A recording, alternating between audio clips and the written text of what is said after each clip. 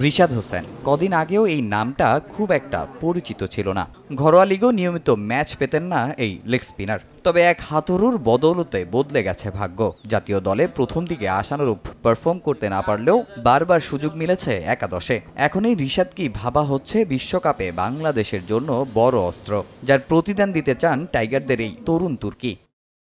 সবারই স্বপ্ন থাকে, আমারও আছে। বিশ্বকাপে খেলা আমার জন্য অনেক গর্বের একটা ব্যাপার। চেষ্টা করব নিজের সামর্থ্যের সবটুকু দেয়ার। দলে আমি ব্যাটিং, বোলিং, ফিল্ডিং ৩ ডিপার্টমেন্টই অবদান রাখতে চাই। বিশ্বকাপের ঠিক আগেই টাইগারদের ডাগআউটে যোগ দেন পাকিস্তানের বিশ্বকাপ জয়ী দলের অন্যতম সদস্য মুশতাক আহমেদ। তিনিও লেগ স্পিনার হওয়াতে সবচেয়ে বেশি উপকার হয়েছে রিশাদের। তার পরামর্শ কাজে লাগিয়ে বিশ্বকাপে নিজের সেরাটা নিংড়ে দিতে চান ২১ বছর বয়সী এই স্পিনার। স্বপ্ন দেখছেন আসরের সর্বোচ্চ উইকেট শিকারী হওয়ার।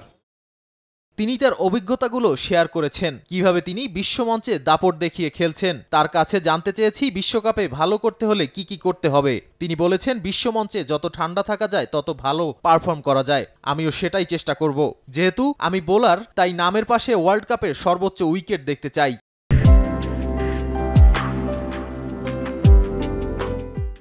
শুধু বোলিং নয়, মারকুটে ব্যাটিং দিয়েও সবার মন জয় করেছেন রিশাদ। লোয়ার অর্ডারে তার এমন পারফরমেন্স বড় ভূমিকা রাখছে দলে। স্বাচ্ছন্দ্যে বড় বড় শটও খেলতে পারেন তিনি, যার জন্য নিজের প্রতি বিশ্বাস থাকাটা জরুরি বলে মত তার। যদিও নিজের ব্যাটিংয়ে এখনও অনেক উন্নতি করতে হবে বলে মনে করেন রিশাদ।